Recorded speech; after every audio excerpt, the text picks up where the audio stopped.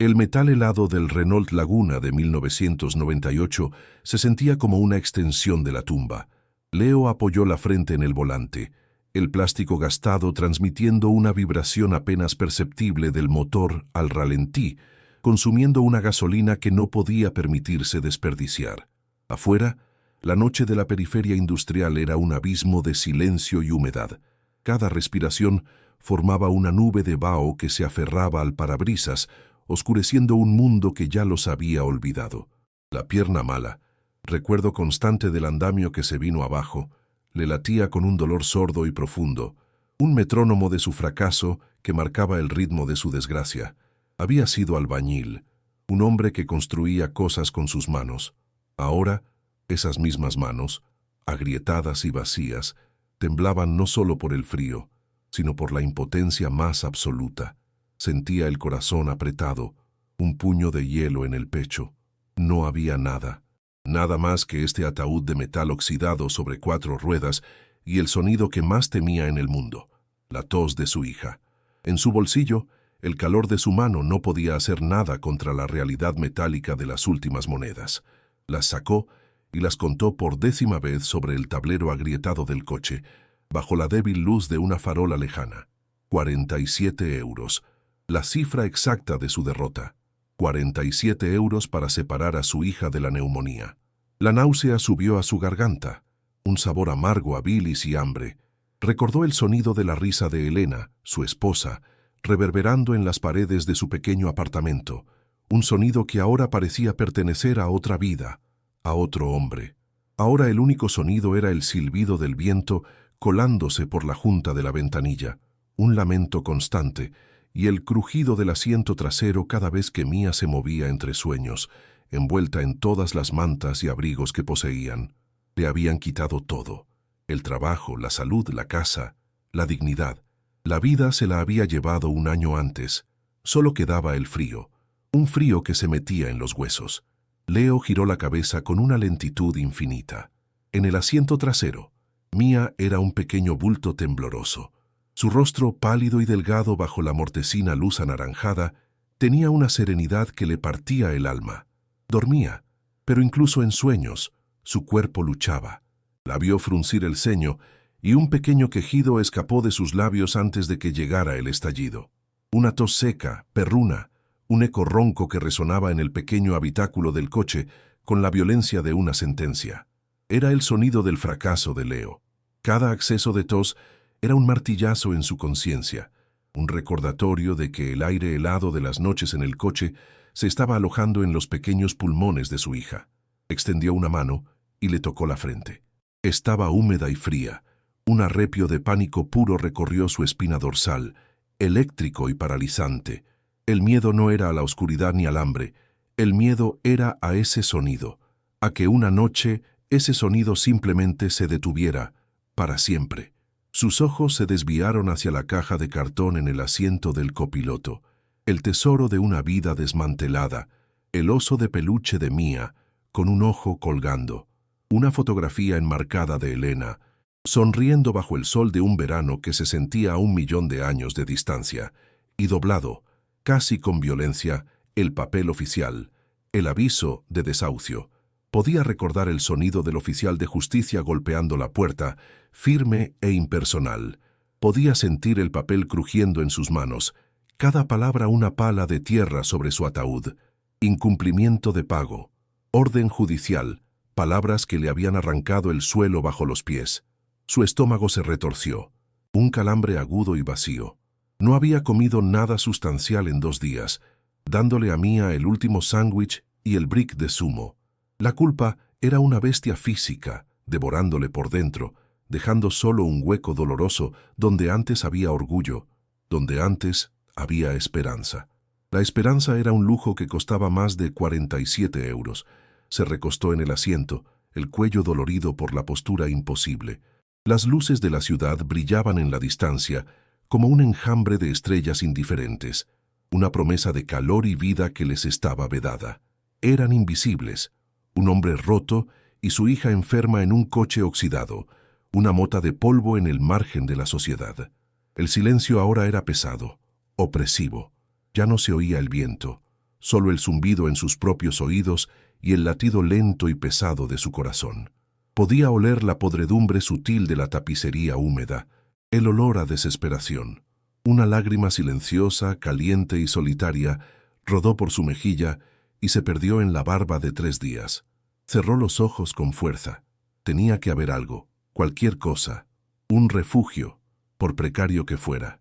Fue entonces cuando el recuerdo golpeó su mente, no como una luz de esperanza, sino como el último recurso de un hombre ahogándose, un papel olvidado en una caja, la escritura de un lugar del que apenas había oído hablar, el almacén de su abuelo.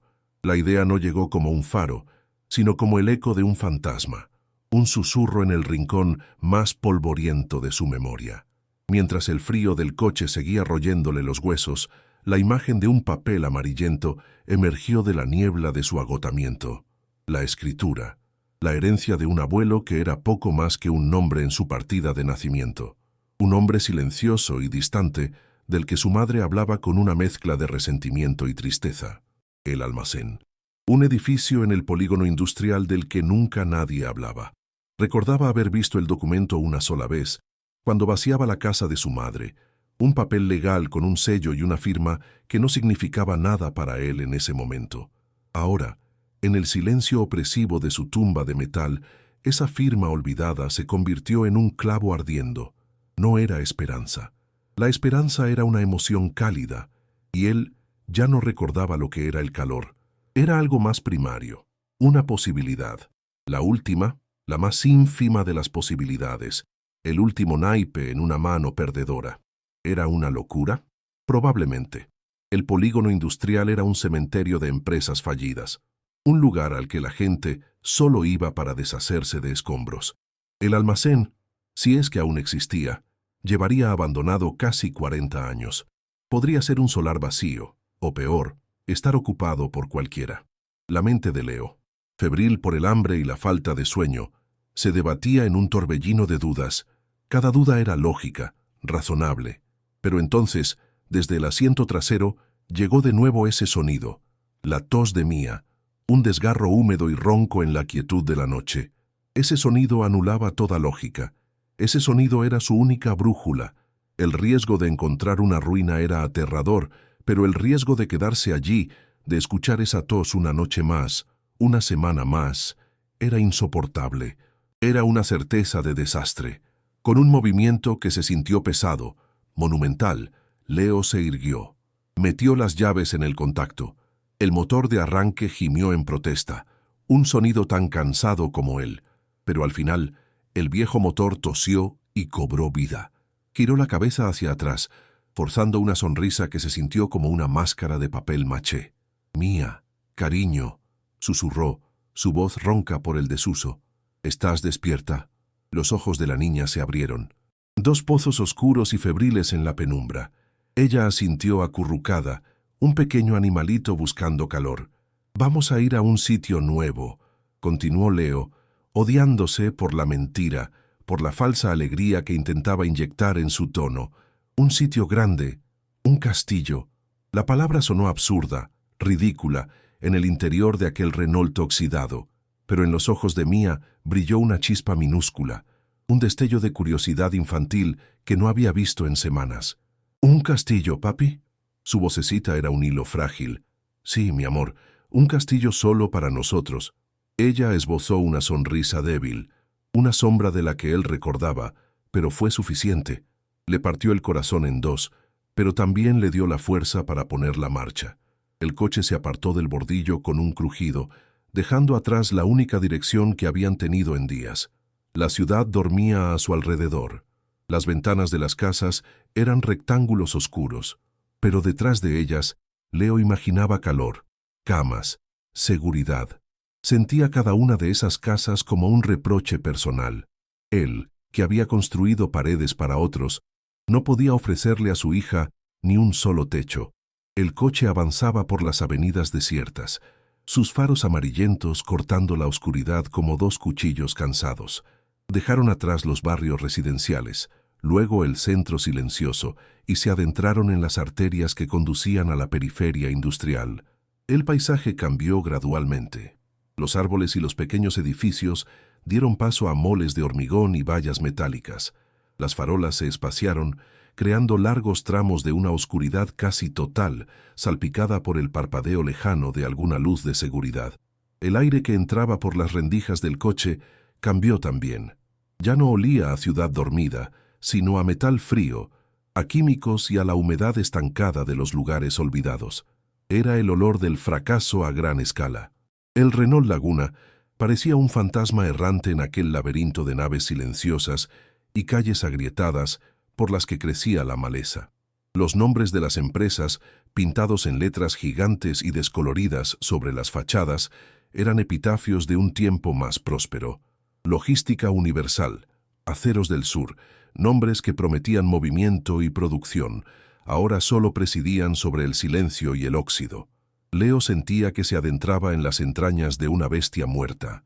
El sonido de los neumáticos sobre el asfalto roto era lo único que rompía la quietud, un sonido áspero y solitario que subrayaba su aislamiento.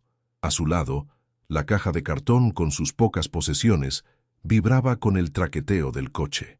La foto de Elena parecía mirarle, su sonrisa un doloroso contraste con el paisaje desolador que desfilaba por la ventanilla. La ansiedad empezó a crecer en su pecho, una bola fría y dura. ¿Y si no lo encontraba? ¿Y si su memoria le había fallado? ¿Y todo aquel viaje era solo una forma más elaborada de quemar su última gasolina? Aferró el volante con más fuerza, sus nudillos blancos bajo la luz del salpicadero. La pierna mala le dolía con una intensidad renovada, cada bache del camino un martillazo en el hueso. Intentaba recordar las vagas indicaciones que su madre le dio una vez, algo sobre la nave junto a la antigua vía del tren. Vio unos raíles oxidados que se perdían en la oscuridad a su derecha y giró, el corazón latiéndole con fuerza contra las costillas. El coche avanzaba ahora por un camino de tierra lleno de baches. Los faros barrían fachadas cubiertas de grafitis, ventanas tapiadas con tablones y puertas de acero que parecían selladas para siempre. El lugar entero respiraba abandono. Mía se había vuelto a dormir, pero su respiración era un silbido débil, un recordatorio constante de la urgencia de su misión. La esperanza que había sentido al arrancar el coche se había evaporado casi por completo, reemplazada por un temor helado. Estaba conduciendo hacia el fin del mundo, y temía que al llegar no encontrara nada más que el fin de su cordura. Y entonces lo vio. Al final del camino de tierra, recortado contra el cielo que empezaba a teñirse de un gris enfermizo, se alzaba un edificio monstruoso, mucho más grande de lo que había imaginado. Era una silueta dentada, un leviatán de hormigón y metal corroído. Almacenes Rivas. El nombre apenas era legible, las letras comidas por el óxido y el tiempo. Había llegado. Detuvo el coche y apagó el motor. El silencio que cayó fue inmediato y absoluto, tan profundo que le zumbaban los oídos. La valla perimetral estaba derribada en varias secciones, y la gran puerta de acceso colgaba de una sola bisagra, como la mandíbula rota de una calavera. Leo se quedó mirando, incapaz de moverse. No había ni una sola luz, ni un solo signo de vida, solo la presencia inmensa y oscura de la estructura. Un arrepio recorrió su espina dorsal, pero no era solo por el frío. Era el presentimiento visceral de que había cometido un terrible error. Había apostado sus últimas esperanzas en aquel lugar, y el lugar le devolvía la mirada con una indiferencia vacía y amenazante. Abrió la puerta del coche, y el chirrido metálico sonó como un grito en la quietud. El aire exterior era aún más frío, cortante, y traía consigo un hedor que no había percibido desde dentro del vehículo. Un olor complejo y nauseabundo a mojo, a hormigón húmedo y a algo más, algo orgánico y en descomposición. Sus pies crujieron sobre un suelo de grava y cristales rotos. Miró hacia arriba. El edificio se cernía sobre él, una masa de oscuridad que parecía absorber la escasa luz del amanecer. Avanzó con cautela, su cojera más pronunciada sobre el terreno irregular. Llegó hasta la entrada principal, una gigantesca puerta corredera de metal que estaba ligeramente entreabierta. El hueco era una boca negra que prometía más frío y más oscuridad. Apoyó la mano sobre el metal. Estaba helado, cubierto de una capa de rocío y óxido que le manchó la palma de un color rojizo. Respiró hondo. el aire viciado llenándole los pulmones, y empujó. La puerta se movió con un estruendo agónico, un quejido de metal torturado que retumbó en el silencio. El interior era una catedral de la desolación, un espacio cavernoso y vasto, donde la oscuridad era casi tangible. La poca luz que se filtraba por los ventanales rotos y los enormes agujeros en el techo de uralita solo servía para revelar la escala del desastre. Grandes secciones del tejado se habían derrumbado, creando montañas de escombros y vigas retorcidas en el suelo de hormigón. El agua de lluvia había formado charcos enormes y estancados que reflejaban el cielo gris como ojos muertos. El viento se colaba por todas partes, silbando una melodía fúnebre que hacía eco en la inmensidad del lugar.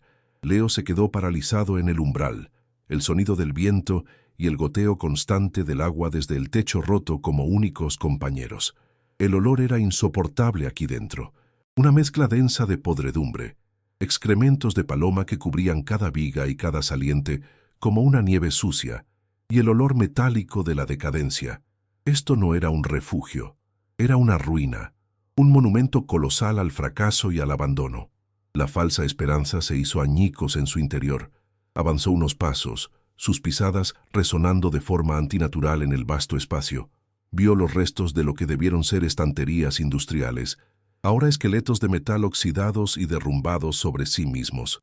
El suelo estaba cubierto por una capa de polvo, escombros y la suciedad acumulada de 40 años. Vio el rápido movimiento de una rata desapareciendo entre una pila de tablones podridos y sintió que la náusea le subía por la garganta. La temperatura dentro del almacén era varios grados más baja que en el exterior. Las paredes de hormigón parecían exudar frío, y las corrientes de aire helado que se colaban por las ventanas sin cristales eran como cuchillas afiladas. Miró hacia el techo, a los jirones de uralita que aún colgaban, amenazando con caer en cualquier momento. Vio el cielo gris a través de un agujero del tamaño de un coche. La lluvia había empezado a caer de nuevo, un repiqueteo monótono y deprimente que caía directamente sobre el suelo del que iba a ser su hogar, formando nuevos charcos, alimentando el moho que crecía en las paredes. Leo dio una vuelta lenta sobre sí mismo, absorbiendo la totalidad de la catástrofe. Había imaginado algo viejo, algo polvoriento, quizás con algunas goteras, pero esto era un esqueleto, un edificio, al que le habían arrancado la piel y los órganos, dejando solo los huesos rotos a la intemperie. ¿Cómo podía traer a Mia aquí? El coche, con todo su frío y su claustrofobia. Era un palacio comparado con este congelador gigante y peligroso. Al menos el coche era un espacio pequeño que podían calentar con sus propios cuerpos. Aquí, el calor corporal se disiparía en la inmensidad cavernosa en cuestión de segundos. Sintió que las piernas le flaqueaban. Se apoyó contra una columna de hormigón, el frío y la aspereza del material traspasando su fina chaqueta. Un sentimiento de estupidez abrumadora le invadió. ¿En qué había estado pensando? Había arrastrado a su hija enferma hasta este lugar, persiguiendo el fantasma de una solución, y lo único que había encontrado era un problema infinitamente mayor, un fracaso más grande, más frío y más definitivo. Volvió al coche. Mia se había despertado por el estruendo de la puerta. Estaba sentada, mirando hacia el oscuro interior del almacén con los ojos muy abiertos, llenos de un miedo que Leo conocía demasiado bien. ¿Este es el castillo, papi? La pregunta, susurrada con su vocecita ronca, fue una puñalada directa en su corazón. No pudo responder, no había palabras, solo pudo negar lentamente con la cabeza, la derrota grabada en cada línea de su rostro. La tomó en brazos, sintiendo lo frágil y ligera que era, y la llevó dentro del almacén. Quería que viera que no era una opción, que entendiera por qué tenían que volver al coche. En el momento en que sus pies tocaron el suelo del interior, Mia se estremeció violentamente, y un nuevo acceso de tos, más fuerte y profundo que los anteriores, sacudió su pequeño cuerpo. El sonido rebotó en las paredes desnudas, amplificado por la acústica del lugar, convirtiéndose en un eco atronador que llenó cada rincón oscuro de la nave. Era el sonido de la muerte rondando en un palacio de ruinas. Leo la abrazó con fuerza, intentando protegerla del eco de su propia enfermedad. Sentía los espasmos de su pequeño cuerpo contra su pecho, cada uno un golpe de martillo en su alma. El aire helado del almacén parecía avivar su tos, empeorarla. La había traído al peor lugar posible. El último vestigio de fuerza lo abandonó. Cayó de rodillas sobre el suelo sucio y helado, sin soltar a su hija. El impacto en sus rodillas fue un dolor sordo que apenas registró, eclipsado por el dolor mucho mayor que sentía por dentro. El frío del hormigón subió por sus pantalones, entumeciendo sus piernas. El hedor a podredumbre le revolvía el estómago. El sonido del viento era un lamento burlón. Lo había perdido todo, absolutamente todo. No quedaba nada a lo que aferrarse, ni dinero, ni hogar, ni salud, y ahora ni siquiera una última y desesperada esperanza. Estaba de rodillas en medio de la herencia de su abuelo, un mausoleo de hormigón que parecía construido a la medida de su propio fracaso. Su cuerpo entero temblaba, una mezcla incontrolable de frío, hambre y pura desesperación. Apoyó la frente en el pequeño hombro de Mia, que seguía tosiendo débilmente en sus brazos. Podía sentir el calor febril que emanaba de ella, una señal de alarma que gritaba en el silencio de su mente. Lágrimas de rabia y de impotencia comenzaron a brotar de sus ojos, calientes al principio, pero enfriándose rápidamente en sus mejillas sucias. Lloró sin hacer ruido, su cuerpo sacudido por sollozos silenciosos que eran más dolorosos que cualquier grito. Había fallado. Como proveedor, como protector, como padre, le había fallado a Elena, que le había confiado lo más preciado que tenían. Le había fallado a Mia, arrastrándola a este infierno helado. El peso de su fracaso era físico, una losa de hormigón que le aplastaba el pecho y le impedía respirar. El Renault Laguna, su prisión oxidada, ahora se le antojaba un refugio anhelado, un paraíso perdido. Pero no podía volver. Había gastado casi todo el combustible en llegar hasta aquí. Estaban atrapados. Levantó la vista, sus ojos recorriendo la devastación una vez más. Las vigas rotas, los charcos de agua sucia, las paredes que sudaban humedad. Todo era un reflejo de su propio interior, roto, inundado, frío. El sollozo de Mia, ahora un gemido de miedo y malestar, le atravesó. La acunó más cerca, susurrando palabras sin sentido, promesas vacías de que todo estaría bien, sabiendo que eran las mentiras más crueles que había pronunciado nunca. Estaban atrapados en un monumento al abandono, un lugar que la propia ciudad había decidido olvidar, y en ese momento, Leo sintió que él también era parte de ese olvido, un pedazo más de escombro en el suelo de aquel almacén. El frío no era solo físico, era un frío existencial, el frío del vacío absoluto, de saber que había llegado al final del camino y que el final era un abismo. No había fondo más bajo, o eso creía. Estaba equivocado. La desesperación era un pozo mucho más profundo de lo que nunca habría podido imaginar, y apenas acababa de empezar a caer. El almacén guardaba un último secreto. Los días se fundieron en una rutina gris y helada, marcada por la tos de Mia y el roer constante del hambre en el estómago de Leo. Habían arrastrado los asientos traseros del Renault al interior del almacén, creando una isla miserable en medio de un océano de hormigón. Leo había encontrado un rincón relativamente protegido de las corrientes de aire, detrás de una montaña de palés de madera podridos que apestaban a humedad y descomposición. Allí, sobre el suelo de cemento que parecía robarles el calor corporal, establecieron su campamento. El sonido constante era el goteo del agua desde los agujeros del techo, un metrónomo deprimente que contaba los segundos de su miseria.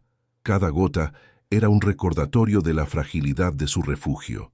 Por la noche, el viento aullaba a través de los ventanales rotos, un coro de fantasmas que hacía temblar a Leo hasta los huesos, no solo de frío, sino de un miedo primordial y solitario. Sentía que el edificio mismo era una criatura moribunda, y ellos eran parásitos en su cadáver helado. Mia pasaba la mayor parte del tiempo acurrucada bajo las mantas, su pequeño cuerpo luchando contra una fiebre que iba y venía. Su rostro había perdido todo color, sus labios estaban pálidos y agrietados.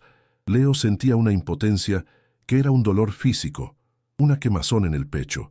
Dedicaba sus horas de vigilia a explorar la inmensa nave, no con esperanza, sino con la desesperación de una rata en una jaula. Buscaba cualquier cosa que pudiera quemar para hacer un fuego, cualquier cosa que pudiera usar para parchear los agujeros por los que se colaba el viento asesino. Encontró periódicos viejos, empapados y medio descompuestos, y trozos de cartón que ardían rápido y dejaban más humo que calor. El hambre era una presencia constante, un calambre agudo en sus entrañas. Compartían las últimas galletas que había encontrado en la guantera del coche, cada miga un tesoro. Su estómago dolía, una protesta sorda y vacía que le recordaba a cada instante su incapacidad para proveer, para proteger a su hija. La tercera noche fue la peor. Una tormenta se desató con una furia inesperada. El viento golpeaba el esqueleto del almacén, haciendo que las planchas de metal sueltas del techo chirriaran y se golpearan entre sí, un estruendo cacofónico que sonaba como si el mundo se estuviera desgarrando. La lluvia no caía, se precipitaba en cascadas a través de los agujeros, creando nuevos ríos de agua sucia en el suelo. Mía lloraba en silencio, aterrorizada por los sonidos. Leo la abrazaba con fuerza, su propio cuerpo temblando, intentando ser un escudo contra el frío y el miedo, pero se sentía tan frágil como ella. El aire era tan gélido que dolía respirar. Podía sentir la humedad pegándose a su piel, a su ropa, a sus pulmones. Fue entonces, en el apogeo de su desesperación, cuando decidió hacer algo. Tenía que tapar el hueco de la ventana más grande, una fauce negra por la que entraba el grueso del viento helado, o sentía que no sobrevivirían a la noche. Su pierna mala protestaba con cada paso. Con la única luz de la pantalla de su viejo móvil, cuya batería estaba a punto de morir, Leo recogió un fajo de periódicos mojados y una plancha de cartón que había encontrado.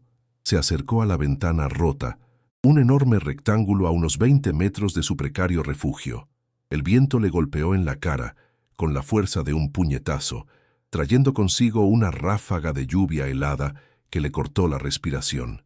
Mientras luchaba por encajar el cartón en el hueco, sus ojos se acostumbraron a la oscuridad casi total de la nave. La luz de su móvil apenas iluminaba sus manos temblorosas. El resto del almacén era un abismo de sombras danzantes, un universo de ecos y crujidos. El sonido del viento era ensordecedor, un lamento monstruoso que parecía querer devorarlos. La sensación de aislamiento era total. Estaban solos en el fin del mundo.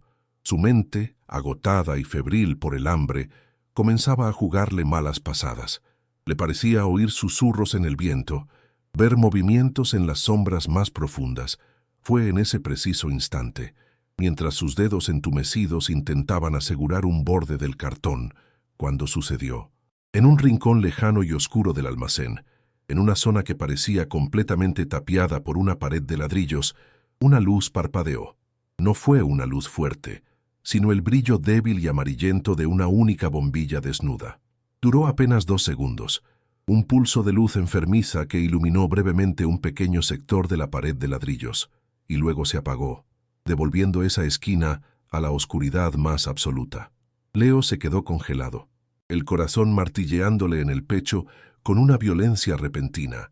Parpadeó seguro de que lo había imaginado. El agotamiento, el hambre, la tormenta. Su cerebro le estaba fallando. Se frotó los ojos con el dorso de la mano, el cartón cayendo al suelo con un ruido sordo. Sabía, con una certeza lógica y aterradora, que la electricidad del edificio había sido cortada hacía décadas. No había cables, no había generador, era imposible.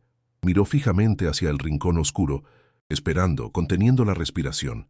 El viento seguía aullando, pero ahora parecía haber un nuevo silencio debajo de él, una tensión expectante. No ocurrió nada más, solo la oscuridad impenetrable. Tenía que ser una alucinación, se dijo a sí mismo, un truco de su mente al borde del colapso, un reflejo de un rayo lejano en algún trozo de metal. Quizás. Trató de calmar el latido frenético de su corazón, de racionalizarlo, pero la imagen de esa bombilla solitaria, brillando en un lugar donde no debería haber nada, se había grabado a fuego en su retina. Se sintió ridículo, asustado. Un arrepio que no tenía nada que ver con el frío recorrió su espina dorsal.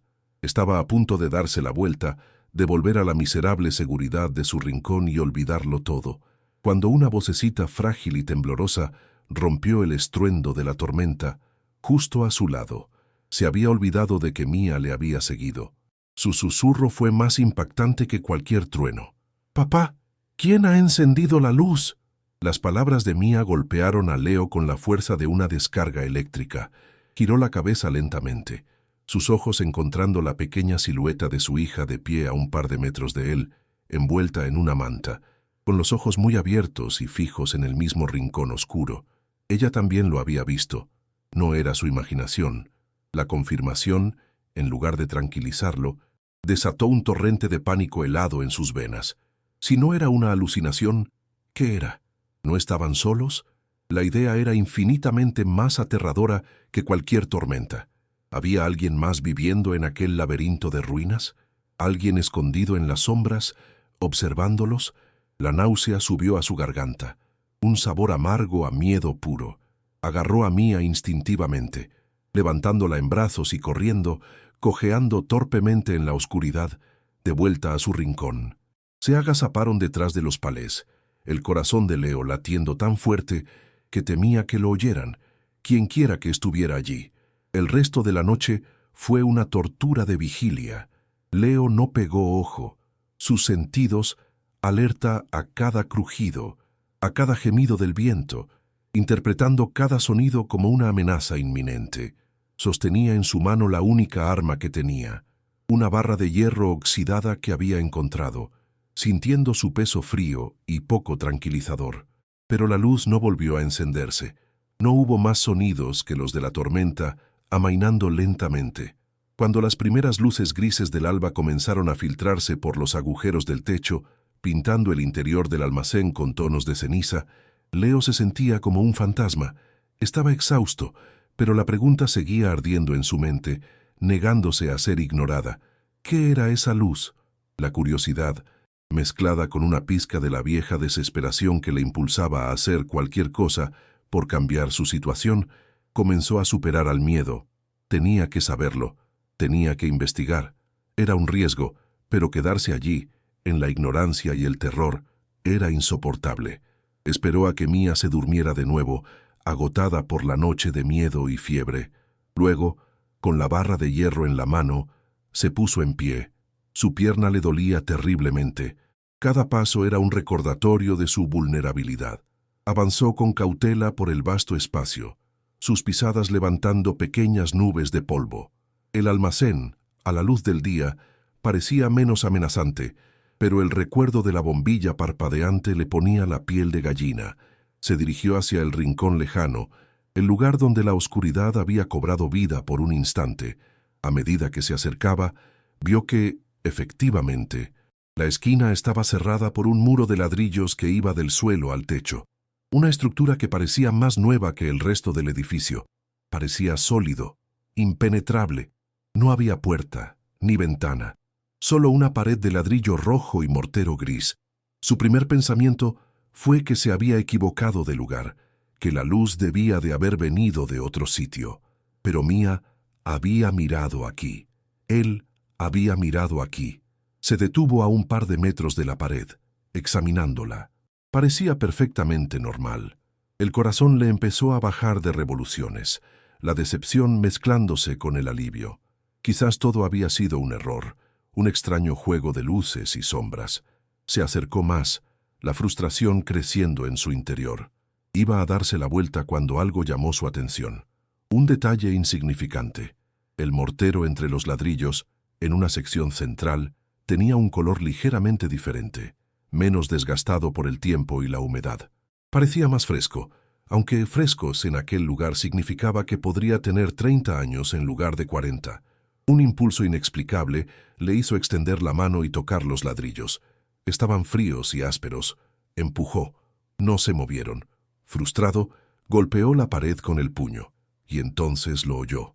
El sonido no era el toc sólido y seco del ladrillo macizo, era un toc hueco, un sonido sordo, como si estuviera golpeando algo vacío. Un escalofrío le recorrió la espalda. Golpeó de nuevo, más fuerte. El sonido hueco era inconfundible. Su corazón comenzó a acelerarse otra vez. La pared era una farsa, era una fachada. Usó la punta de la barra de hierro para raspar el mortero de aspecto más nuevo. Se deshizo con una facilidad sorprendente, cayendo al suelo en un polvillo gris. Palanca a palanca, fue abriendo una grieta entre dos ladrillos. La adrenalina anuló el dolor de su pierna y el vacío de su estómago. Estaba completamente concentrado en su tarea. El sonido metálico de la barra contra el ladrillo era lo único que existía. Después de varios minutos de trabajo agotador, consiguió soltar un ladrillo. Lo sacó y lo dejó en el suelo. El agujero reveló una oscuridad total al otro lado. Acercó el ojo a la abertura. No pudo ver nada, pero un olor extraño salió de allí. Un olor a aire estancado, a papel viejo y a polvo seco, completamente diferente al olor a humedad y podredumbre del resto del almacén. El misterio se profundizaba. Con renovado vigor, usó la barra de hierro como palanca. Los ladrillos, mal puestos y con un mortero débil, empezaron a ceder. Uno tras otro, cayeron al suelo con un ruido sordo, levantando una nube de polvo rojo. En poco tiempo, había abierto un agujero lo suficientemente grande como para pasar. Se asomó. Detrás del muro falso, había una pequeña habitación. Una oficina, a juzgar por el escritorio decrépito y la silla volcados en un rincón. Estaba sellada, intacta, una cápsula del tiempo. La única luz provenía del agujero que acababa de abrir. El aire era pesado, asfixiante, cargado con el polvo de décadas. Entró con cautela, sus botas crujiendo sobre una fina capa de suciedad. En el techo, justo encima de él, colgando de un cable, estaba la bombilla. Una bombilla vieja, cubierta de polvo, que parecía muerta. Pero era real. Había una bombilla. La pregunta ahora era cómo se había encendido. El misterio de la luz le había llevado hasta allí, pero ahora se enfrentaba a uno nuevo. La oficina era pequeña, de no más de 3 por 3 metros. Un archivador metálico estaba volcado en una esquina, sus cajones abiertos y vacíos. El escritorio de madera estaba cubierto de una gruesa capa de polvo, pero no había papeles ni objetos sobre él. Parecía que alguien la hubiera vaciado a toda prisa. Leo sintió una punzada de decepción. Todo ese esfuerzo para encontrar una habitación vacía. Barrió la estancia con la mirada, buscando cualquier cosa fuera de lo común. La bombilla, los muebles volcados, el polvo. No parecía haber nada más. Se agachó, pasando la mano por la superficie del suelo de madera. Eran tablones viejos, ásperos y desiguales. Se movió por la habitación, probando el suelo con su peso, su mente de albañil buscando instintivamente cualquier debilidad estructural. Cerca de la pared del fondo, bajo el escritorio volcado, uno de los tablones se movió ligeramente bajo su bota. Se hundió apenas 1 milímetro, pero emitió un crujido diferente al de los demás. Se arrodilló, el corazón de nuevo latiendo con fuerza. Apartó el escritorio con un chirrido quejumbroso. El tablón parecía idéntico a los demás, pero cuando lo presionó con los dedos, sintió ese ligero juego. No había clavos visibles. Usó la punta de la barra de hierro para hacer palanca en la ranura. La madera estaba reseca y protestó con un gemido agudo, pero cedió. Lentamente, con un cuidado que no sabía que poseía, levantó el tablón. Debajo no había tierra ni vigas. Había un compartimento oculto, un hueco rectangular perfectamente cortado en el subsuelo, y dentro de ese hueco, encajado a la perfección, había un pesado baúl metálico. Era de color verde oscuro, con los bordes y las esquinas reforzados con hierro. Estaba cubierto de óxido y suciedad, pero era inconfundiblemente un cofre, un arcón de seguridad. Un candado grande y oxidado cerraba sus 2 pestillos. El corazón de Leo dio un vuelco. Esto era, fuera lo que fuese, estaba aquí. Un secreto escondido deliberadamente, esperando a ser encontrado. La emoción era tan intensa que le hizo sentirse mareado. ¿Dinero? ¿Joyas? La mente de un hombre desesperado vuela rápido hacia la fantasía de una riqueza que lo solucione todo. La posibilidad de que ese baúl contuviera la salvación para él y para Mía era abrumadora. Agarró las asas laterales y tiró. Apenas se movió. Pesaba una enormidad. El peso le dio más esperanzas. El dinero, el oro, pesan. La realidad de su descubrimiento era casi demasiado para asimilarla. Miró el candado. Era una pieza de latón macizo, ahora cubierta de una pátina verdosa y óxido. No tenía la llave, por supuesto. La única forma de abrirlo era por la fuerza. Cogió la barra de hierro, sintiendo el metal frío y pesado en sus manos. La adrenalina le recorría el cuerpo, dándole una fuerza que no sabía que tenía. Esto era más que curiosidad. Era una necesidad visceral de saber, de descubrir si sus días de miseria habían terminado por fin. El destino de su hija podría estar dentro de esa caja. Colocó la punta de la barra en el arco del candado y apoyó el otro extremo en el borde del baúl. Hizo palanca con todo el peso de su cuerpo. El metal gimió en protesta, un sonido agudo y prolongado que rebotó en las pequeñas paredes de la oficina. Tiró con más fuerza, sus músculos gritando por el esfuerzo. El sudor le perlaba la frente, mezclándose con el polvo. Podía oler el óxido, un olor metálico y picante. La barra de hierro se dobló ligeramente bajo la tensión. Por un momento, pensó que no lo conseguiría, que el candado era demasiado fuerte. La frustración le quemó por dentro. Tan cerca, con un último grito de esfuerzo y rabia, empujó con todo lo que le quedaba. Se oyó un chasquido metálico, seco y violento, que sonó como un disparo en el silencio. El arco del candado se partió. La barra de hierro resbaló y golpeó el suelo con un estruendo. Leo cayó hacia atrás, respirando con dificultad, el corazón desbocado. El baúl estaba abierto. Se quedó un momento en el suelo, recuperando el aliento, con los ojos fijos en el cofre. El silencio en la pequeña oficina era ahora ensordecedor. Se arrastró hacia adelante de rodillas, sus manos temblando de anticipación. El miedo y la esperanza luchaban en su interior. ¿Y si estaba vacío? ¿Y si contenía algo horrible? La tapa estaba pesada. Puso los dedos bajo el borde y tiró. Se dio con un chirrido largo y agónico, como si exhalara un suspiro contenido durante 40 años. Levantó la tapa por completo y la apoyó contra la pared. Contuvo la respiración y miró dentro. La decepción fue un golpe físico, un puñetazo en el estómago que le robó el aire. No había oro, no había fajos de billetes, no había joyas brillantes. El baúl estaba lleno hasta el borde de papeles, documentos viejos, amarillentos y atados con cintas descoloridas, varios libros de contabilidad y, en la parte superior, un diario grueso encuadernado en cuero oscuro y agrietado. El olor que emanó del baúl fue abrumador. El aroma seco y polvoriento del papel viejo, la tinta desvanecida y el cuero curado. Era el olor de la historia, el olor de los secretos guardados. La decepción inicial de Leo comenzó a transformarse en una profunda confusión. ¿Por qué esconder papeles con tanto cuidado? ¿Por qué sellarlos detrás de un muro falso y bajo un suelo con un candado tan robusto? Se inclinó y cogió el diario de la parte superior. El cuero estaba frío y rígido al tacto. La cubierta estaba en blanco, sin nombre ni título.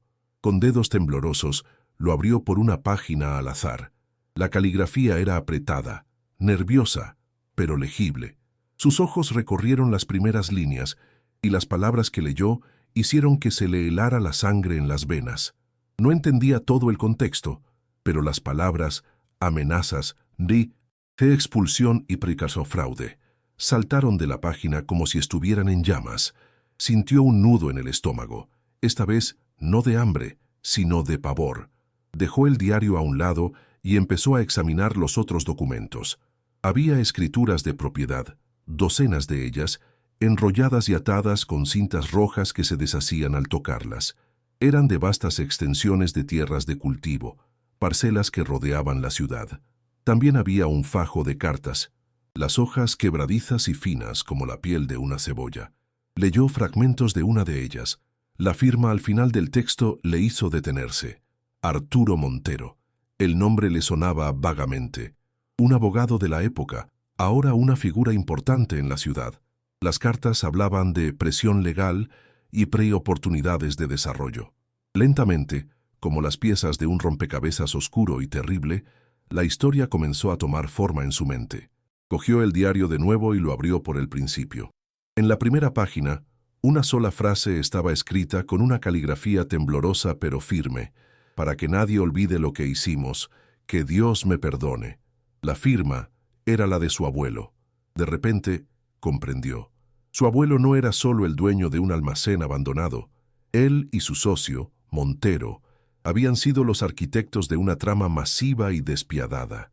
Los documentos eran la prueba, las escrituras eran el botín, el diario era la confesión. Su abuelo, consumido por una culpa que Leo apenas podía empezar a imaginar, lo había documentado todo. Cada amenaza, cada soborno, cada familia humilde despojada de sus tierras ancestrales para dar paso a un boom urbanístico.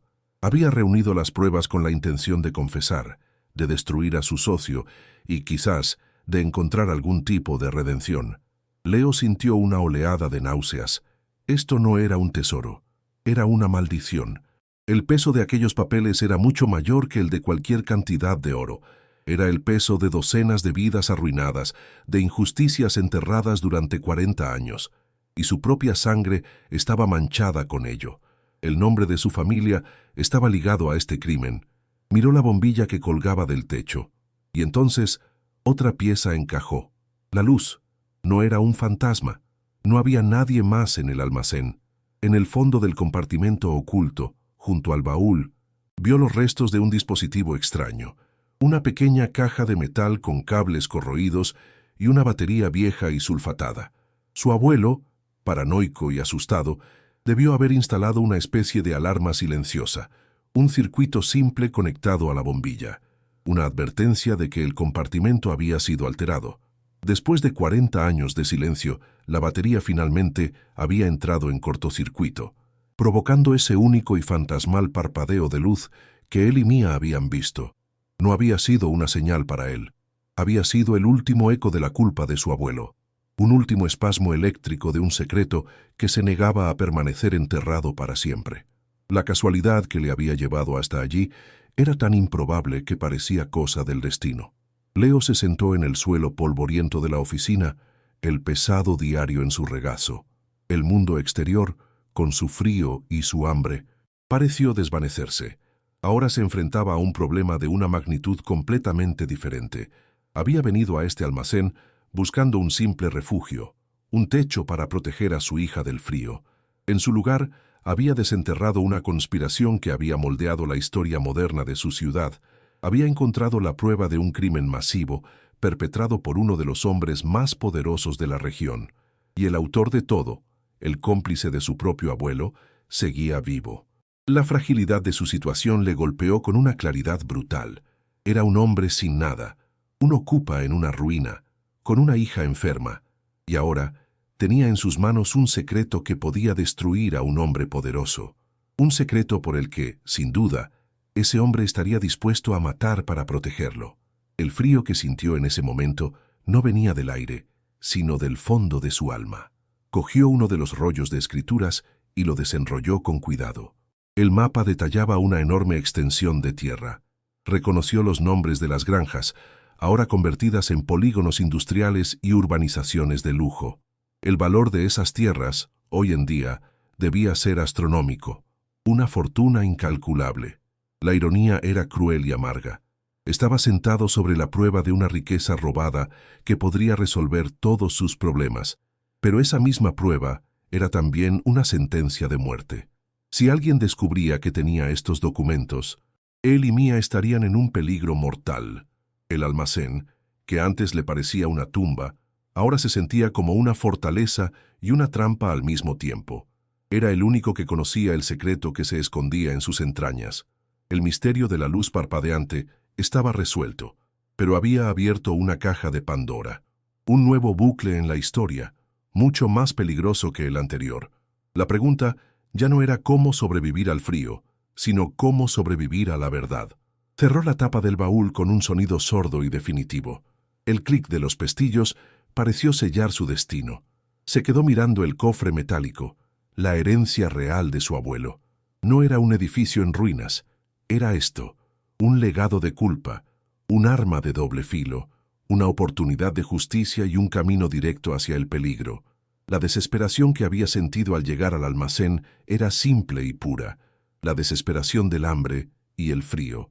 La que sentía ahora era compleja y aterradora, la desesperación de un hombre que sabe demasiado. Tenía que tomar una decisión. Podía intentar usar esos papeles para reclamar lo que, legalmente, podría ser suyo. Podía intentar buscar justicia para las familias despojadas, o podía volver a enterrar el baúl, fingir que nunca lo había encontrado y seguir luchando por sobrevivir en la ignorancia. Pero sabía, en el fondo de su corazón, que ya era demasiado tarde para eso. Había visto la verdad. Y la verdad, una vez vista, no puede ser ignorada.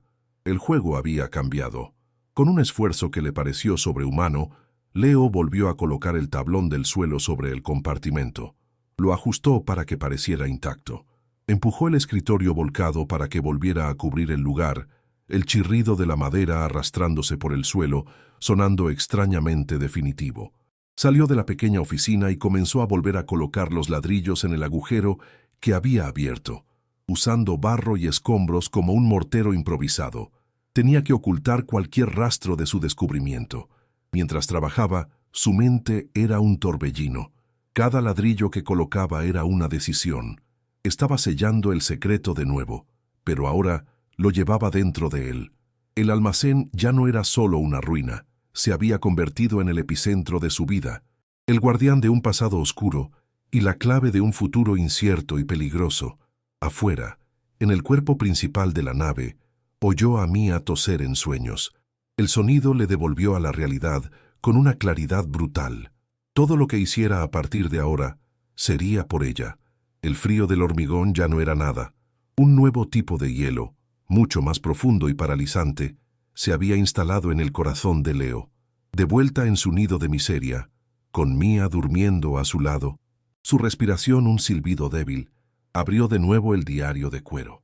El peso del objeto en sus manos se sentía desproporcionado, como si contuviera el peso de todas las vidas que había arruinado. El olor a papel viejo y a secretos llenó el aire viciado a su alrededor. Se sentía como un profanador de tumbas, a punto de desenterrar un cuerpo que su propia familia había ayudado a enterrar. Su estómago se revolvió, pero no de hambre, era el miedo. Pasó la yema de sus dedos ásperos por la cubierta agrietada, sintiendo la historia latente bajo el cuero, una corriente eléctrica de culpa y arrepentimiento que había esperado 40 años para ser liberada. Era la confesión de su abuelo, y ahora era su carga. Sabía que las palabras que estaba a punto de leer cambiarían su vida para siempre, de una forma que ni su accidente ni su desahucio habían logrado. Las primeras páginas estaban escritas con una caligrafía firme y optimista. Su abuelo, Ricardo Rivas, describía con entusiasmo su asociación con un joven y brillante abogado llamado Arturo Montero. Veían un futuro dorado para la región. Arturo tiene una visión, escribió Ricardo. Dice que esta tierra dormida, estas granjas que apenas producen para sobrevivir, son el lienzo para un nuevo tipo de prosperidad, progreso, desarrollo. Palabras que suenan a música para un hombre que ha conocido la escasez.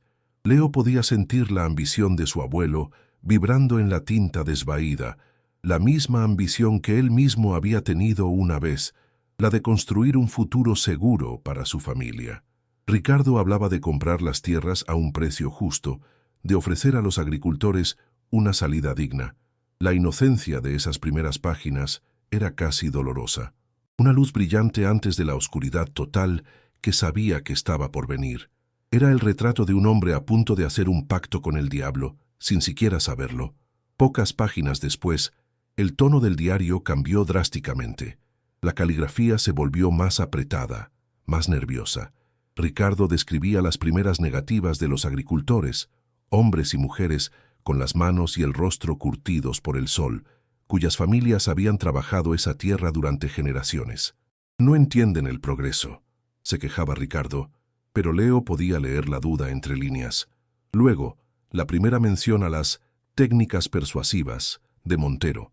Su abuelo describía cómo Arturo, con una sonrisa encantadora y unos ojos fríos como el hielo, tejía una red de jerga legal incomprensible, desenterraba viejas deudas olvidadas y amenazaba con auditorías fiscales a gente que apenas sabía firmar con su nombre. El nudo de disgusto en el estómago de Leo se apretó. Podía imaginar a esos granjeros, sentados frente a un abogado trajeado en una oficina que olía a dinero. sintiendo cómo el suelo se abría bajo sus pies, el mismo sentimiento que él había experimentado al recibir su propia orden de desahucio. Leo pasó las páginas, el papel quebradizo amenazando con deshacerse. Se detuvo en una entrada de unos meses más tarde. La palabra violencia saltó de la página. Ricardo describía una visita nocturna a la granja de un hombre llamado Mateo, el líder de la resistencia. La entrada era corta, telegráfica, como si le doliera escribirla. Los hombres de Arturo, un brazo roto, no fue una pelea, fue una lección. Ricardo detallaba cómo, a la mañana siguiente, el silencio se había apoderado de las granjas vecinas. El miedo era más efectivo que cualquier contrato. La pluma de su abuelo parecía haber temblado al escribir la siguiente frase. Arturo dice que los negocios requieren sacrificios, que era necesario, pero vi los ojos de los hijos de Mateo. Ese terror puro. Es el mismo terror que empiezo a ver en los ojos de mi propio hijo cuando me miro al espejo. La mano de Leo, que sostenía el diario, tembló violentamente. Sintió una conexión fantasmal con ese abuelo al que nunca conoció, un hombre atormentado por las mismas caras de niños asustados que ahora poblaban sus propias pesadillas. Dejó el diario y cogió el fajo de cartas. El papel era fino, casi transparente, y las hojas estaban pegadas por la humedad de las décadas. Con cuidado separó una. Era una carta de Montero a Ricardo. La prosa era fría, distante, desprovista de toda emoción. Era una lista de nombres de familias y, junto a cada nombre, una vulnerabilidad. Familia Torres, hija necesita operación costosa. Familia Soto, hijo mayor con problemas de juego, debe dinero. Familia Jiménez, hipoteca a punto de vencer, el banco es amigo nuestro. Era un manual de extorsión, un mapa detallado de la miseria humana y cómo explotarla para obtener un beneficio. Leo sintió una oleada de bilis subir por su garganta. Tuvo que apartar la carta, respirando hondo el aire helado del almacén para no vomitar. La pura y calculada crueldad de aquello era insondable. No era solo un robo de tierras, era la destrucción sistemática y sádica de vidas humanas por pura codicia. Y su abuelo había sido cómplice de todo. Las últimas páginas del diario eran un descenso a la locura. La caligrafía de Ricardo era un garabato frenético, casi ilegible. Las frases se interrumpían, las palabras se amontonaban. La culpa lo había consumido por completo. Construí este almacén con dinero manchado de sangre, se leía en una entrada. Cada ladrillo, cada viga de acero, es un recordatorio de una familia que ayudé a destruir. Oigo sus voces en el viento.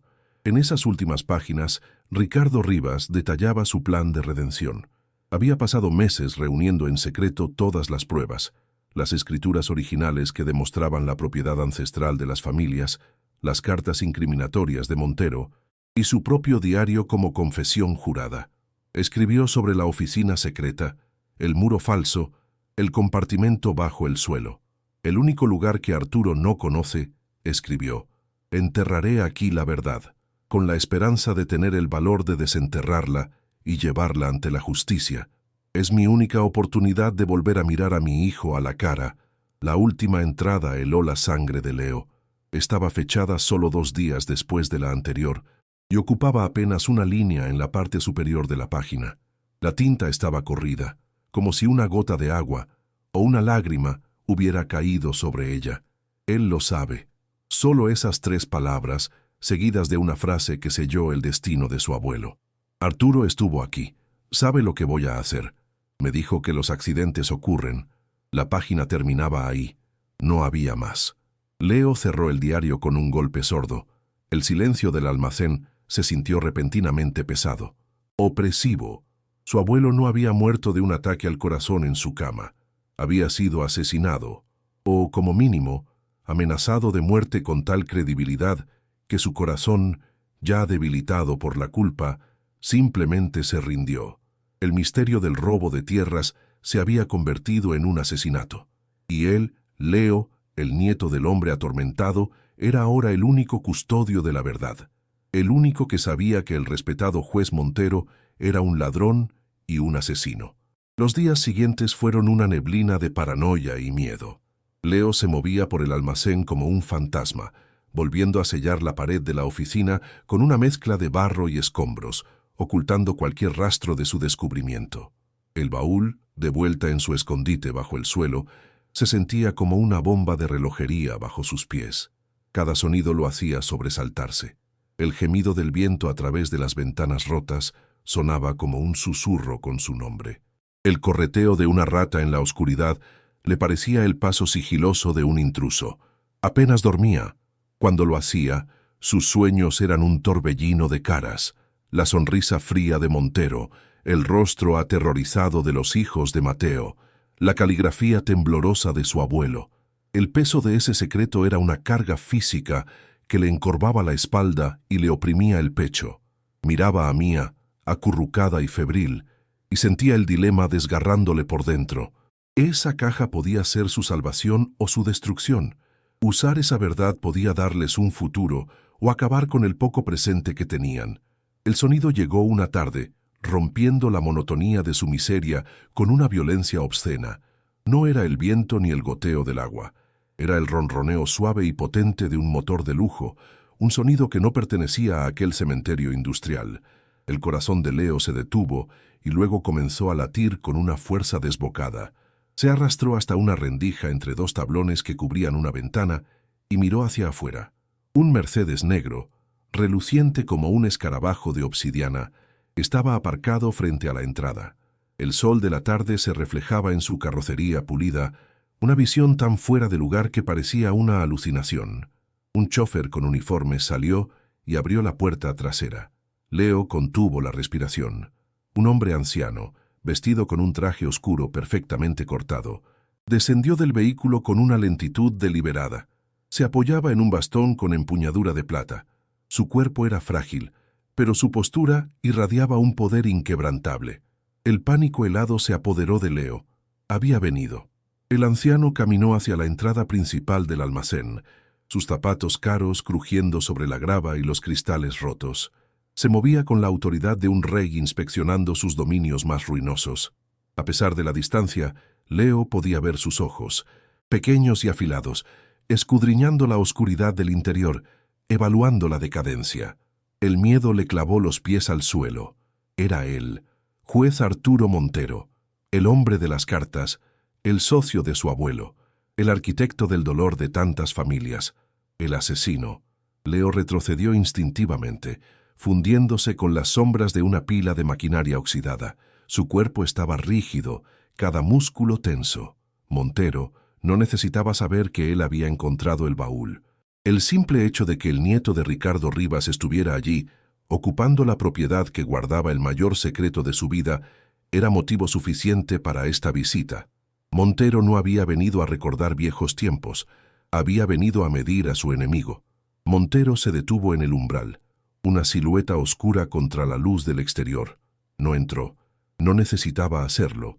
Su mera presencia parecía envenenar el aire, haciendo que el olor a moho y podredumbre fuera aún más sofocante.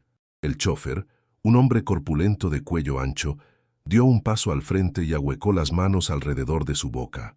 «Hola, ¿hay alguien ahí?» Su voz resonó en el espacio cavernoso. El juez Montero desea hablar con el ocupante. La formalidad de sus palabras era una fina capa de barniz sobre una amenaza desnuda. Leo permaneció inmóvil, su respiración atrapada en su garganta. A su lado, Mía se movió entre las mantas, y él, con un gesto rápido y desesperado, le tapó suavemente la boca, rezando para que no hiciera ningún ruido. El silencio se alargó, tenso y vibrante. Leo podía oír el latido de su propio corazón, un tambor salvaje en la quietud. Esperaba que se fueran, que pensaran que el lugar estaba vacío. «Salga, por favor». La voz del propio Montero cortó el aire. Era sorprendentemente fuerte para un hombre de su edad, afilada y llena de una impaciencia autoritaria. «Sé que está ahí.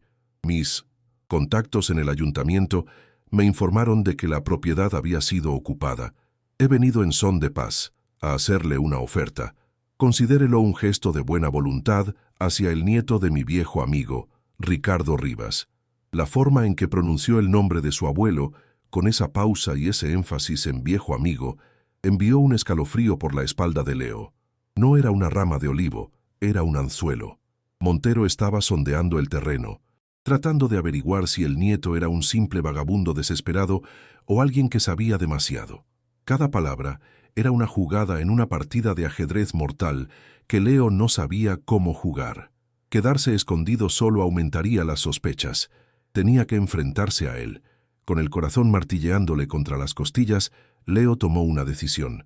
Dejó a Mía oculta en su refugio improvisado, susurrándole que guardara silencio. Se irguió y salió de las sombras. Llevaba en la mano la barra de hierro oxidada, su única arma, que ahora se sentía ridículamente insignificante. Caminó lentamente a través del vasto suelo de hormigón, su cojera acentuándose bajo la tensión, sintiéndose completamente expuesto bajo la mirada penetrante del anciano. Se detuvo a unos 10 metros de la entrada, la luz del sol creando un halo alrededor de la figura de Montero. Los ojos del juez se desviaron por un instante hacia la barra de hierro en la mano de Leo, y una sonrisa delgada, casi imperceptible y desprovista de cualquier calidez, se dibujó en sus labios. Leo no dijo nada. El silencio era su único escudo. Dejó que el hombre que había destruido a su familia diera el siguiente paso, sintiendo el peso de la historia sobre sus hombros. Un hombre precavido, comentó Montero, su voz tan suave como el terciopelo raído. Me parece bien. Este lugar es una ruina peligrosa. Hizo un gesto despectivo con la mano, abarcando la desolación del almacén. Como sabrá, mi familia es dueña de la mayoría de los terrenos de este polígono. Planeamos una reurbanización, y esta monstruosidad, dijo señalando el edificio, es un obstáculo, una monstruosidad inútil, pero estoy dispuesto a pagarle para que desaparezca. Le ofrezco 20.000 euros, un precio más que generoso por un montón de escombros y ratas. Piénselo, podría alquilar un piso decente, empezar de nuevo. Lejos de todo esto, la oferta era un insulto, una migaja del valor real de la propiedad, pero venía envuelta en una falsa generosidad que la hacía aún más venenosa. Era dinero para callar, una forma de comprar su silencio y medir su desesperación. Leo sintió la rabia arder en su pecho, una rabia fría y controlada. Leo permaneció en silencio, su mandíbula tan apretada que le dolían los dientes. Sus ojos no abandonaron los del juez. La sonrisa de Montero se desvaneció, reemplazada por una máscara de fría impaciencia. El viejo se inclinó un poco hacia adelante, apoyando más peso sobre su bastón de plata. Su voz bajó, convirtiéndose en un susurro sibilante que llegó a Leo a través del aire helado. Es una verdadera lástima que un lugar tan inseguro esté habitado, dijo, su tono ahora cargado de una amenaza apenas velada. Los techos viejos se derrumban. Los incendios forestales a veces se propagan, o simplemente empiezan por accidente, especialmente en lugares ocupados por vagabundos descuidados que intentan calentarse.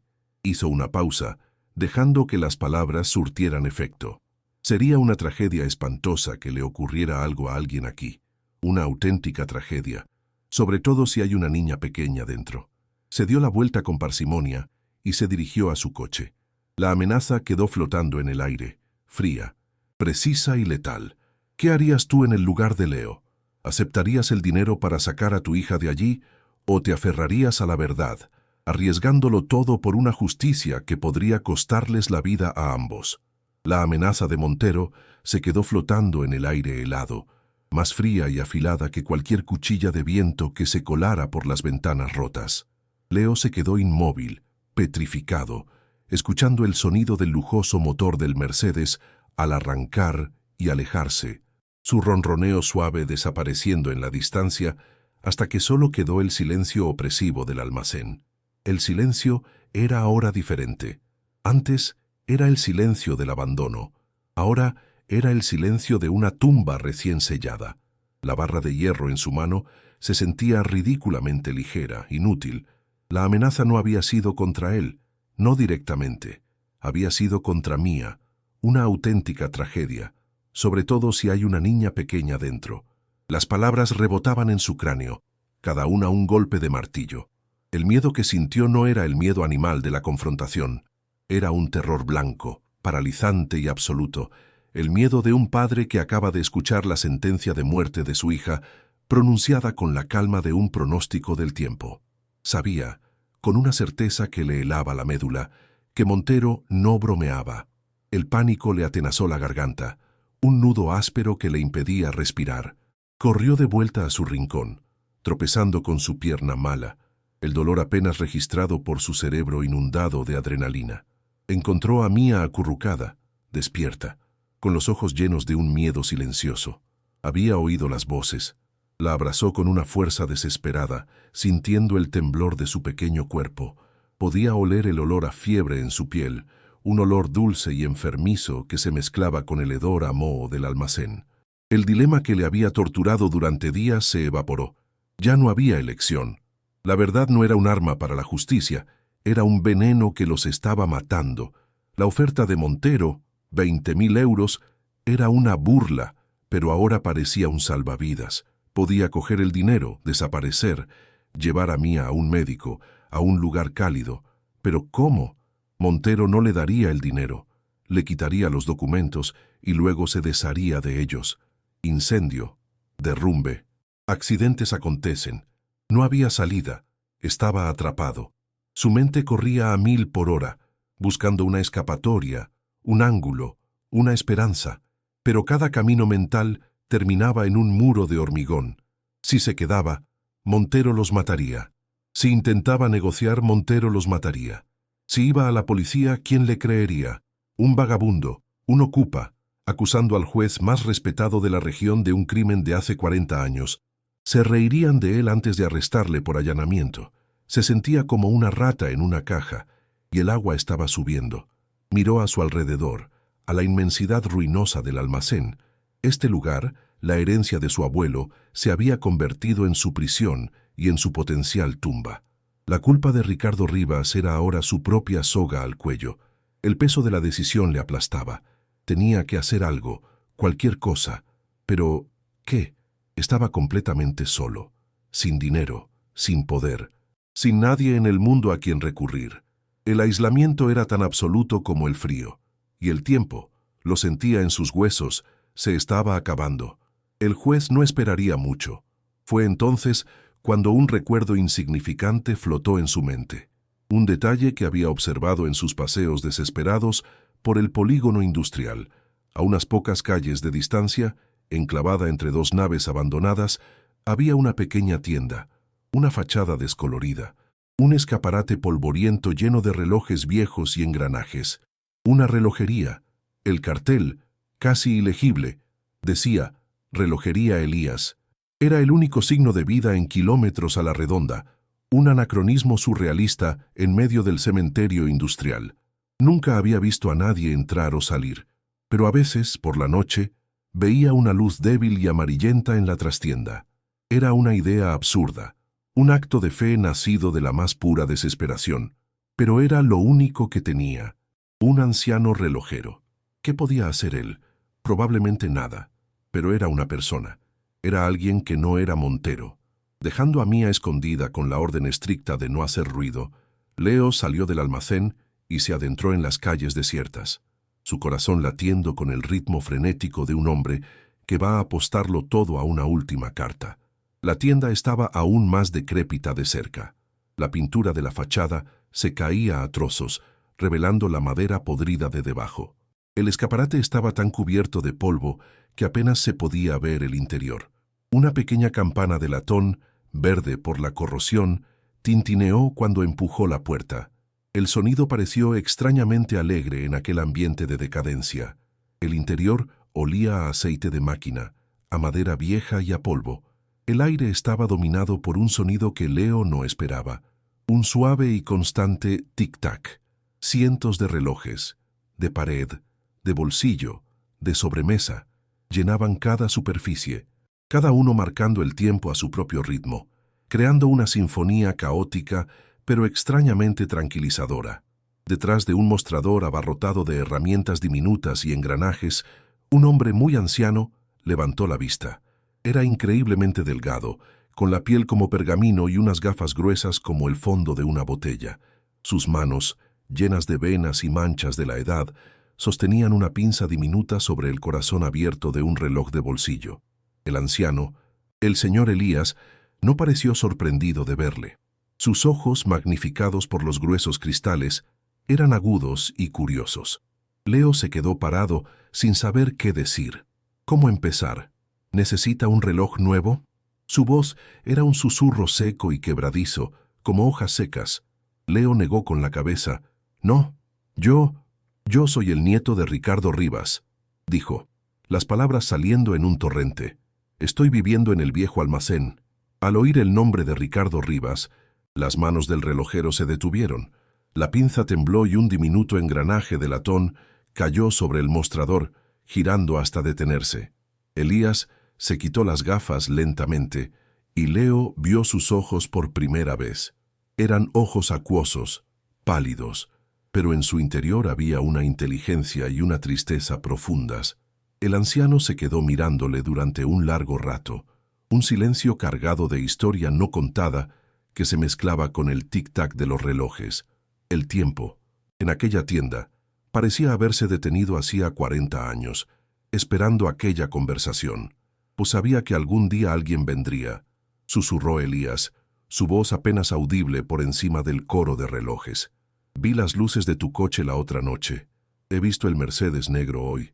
Lo he visto muchas veces a lo largo de los años, viniendo a vigilar su tumba. La piel de Leo se erizó. El anciano lo sabía. Había estado observando. El miedo de Leo luchó contra una nueva y frágil esperanza. No le preguntó qué sabía. Sacó el diario de su abuelo de dentro de su chaqueta, el cuero oscuro y gastado, pareciendo una reliquia sagrada en la penumbra de la tienda. Lo puso sobre el mostrador, encima de los delicados mecanismos de relojería.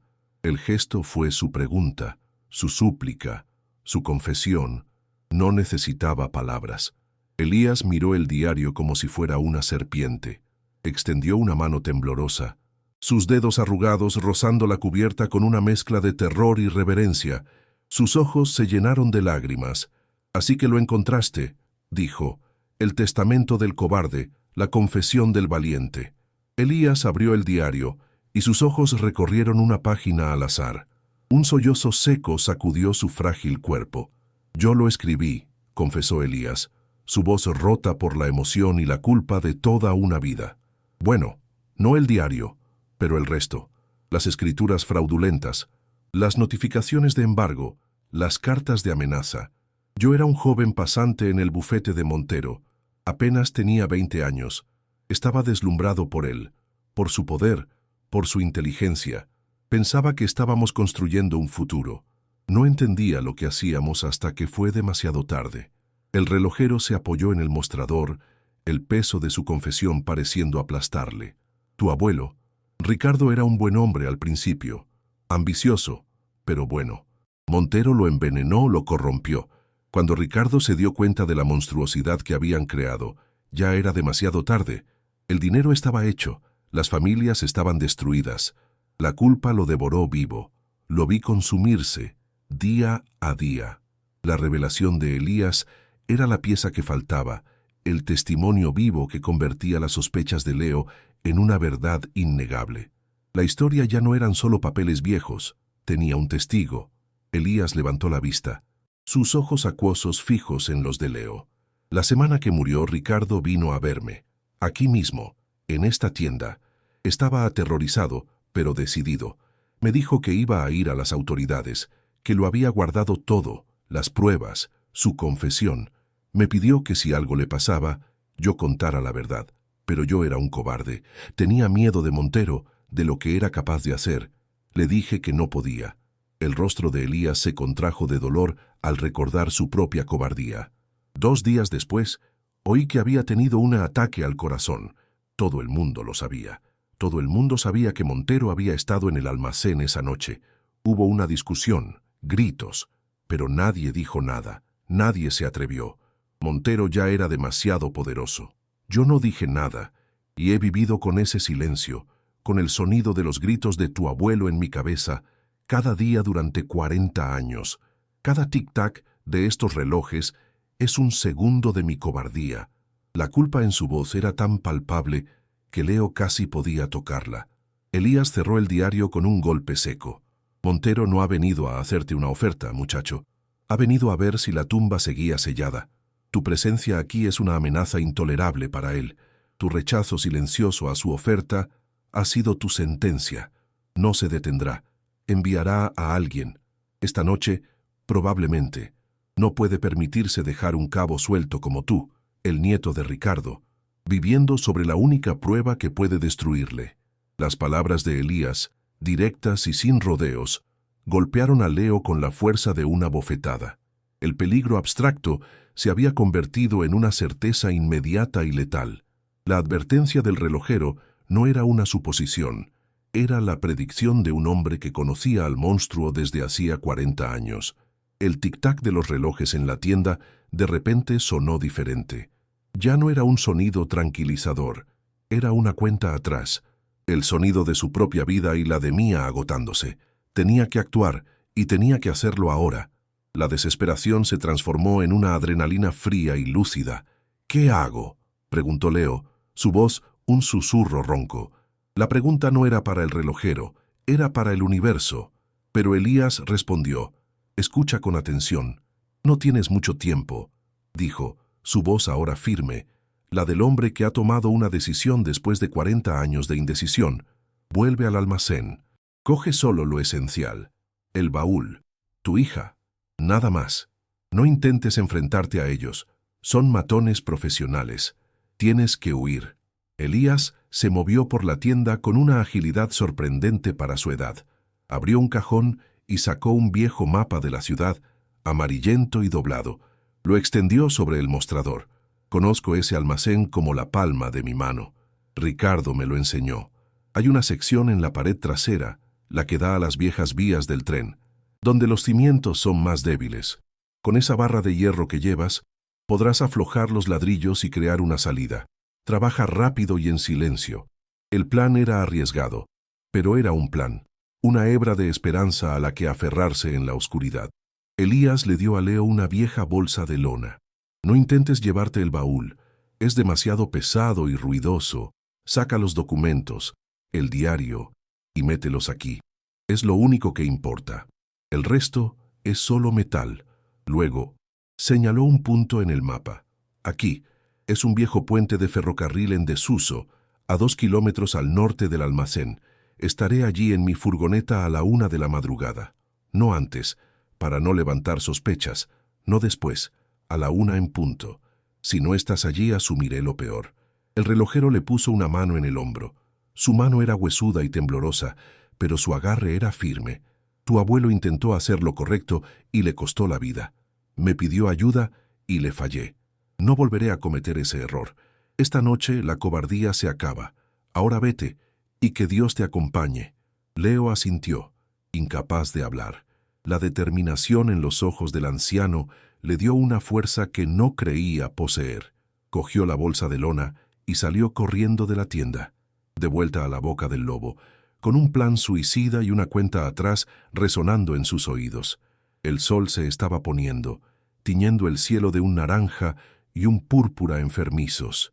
Las largas sombras que se proyectaban sobre el polígono industrial parecían dedos acusadores. Leo corrió, su pierna mala un dolor agudo y punzante, pero no se detuvo. El miedo a lo que vendría era un combustible más potente que el dolor. Al llegar al almacén, la visión de su inmensidad silenciosa ya no le inspiraba desesperación, sino una urgencia frenética. Entró y fue directamente a la oficina secreta. Con manos temblorosas pero rápidas, volvió a abrir el compartimento del suelo. El baúl estaba allí, frío y siniestro.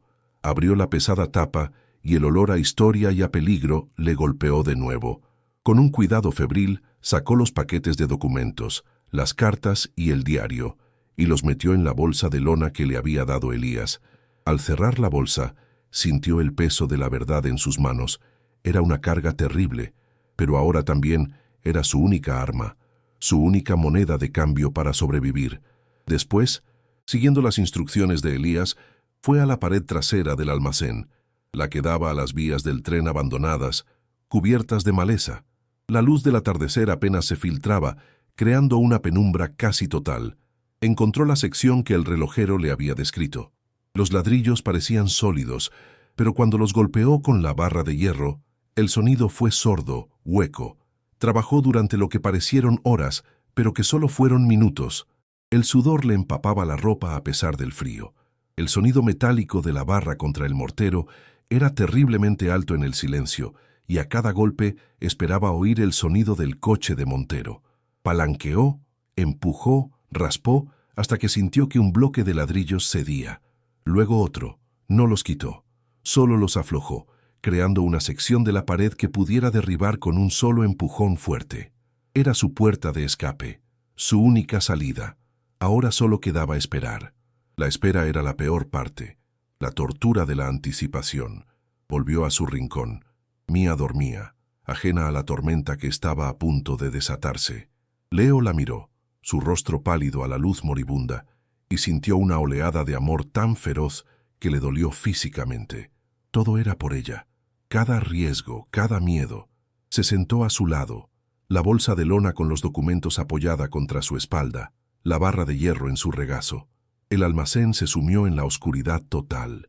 La noche cayó como un sudario. Las horas se arrastraron con una lentitud insoportable. Cada crujido del edificio, cada susurro del viento, era una falsa alarma que hacía que su corazón se disparara. Intentó controlar su respiración, calmar el temblor de sus manos. La paranoia era una criatura viva, arañando las paredes de su mente. Imaginaba los faros de un coche barriendo la entrada, oía pasos que no existían. La espera era una forma de tortura psicológica perfectamente diseñada. El tiempo se estiraba y se encogía, cada minuto una eternidad, cada hora un instante. Y entonces, justo cuando el reloj de su móvil marcaba la medianoche, lo oyó. No fue un rugido, fue un sonido sutil, el crujido de neumáticos sobre la grava, avanzando lentamente, sin luces. Luego, el clic suave de las puertas de un coche al cerrarse. El corazón de Leo saltó a su garganta. Estaban aquí. Aguzó el oído, su cuerpo tenso como un resorte. Oyó murmullos bajos, dos voces masculinas, y luego el sonido que había estado temiendo, un chirrido metálico, largo y quejumbroso, el sonido de la gran puerta corredera principal siendo forzada para abrirse más. El sonido retumbó en la vasta nave como el gemido de una bestia moribunda. Leo despertó a Mía suavemente, poniéndole un dedo en los labios. Los ojos de la niña se abrieron de par en par, llenos de terror, pero no hizo ni un sonido. Entendió la gravedad del momento con la intuición de un animalito asustado. Leo la cogió en brazos, su pequeño cuerpo rígido de miedo.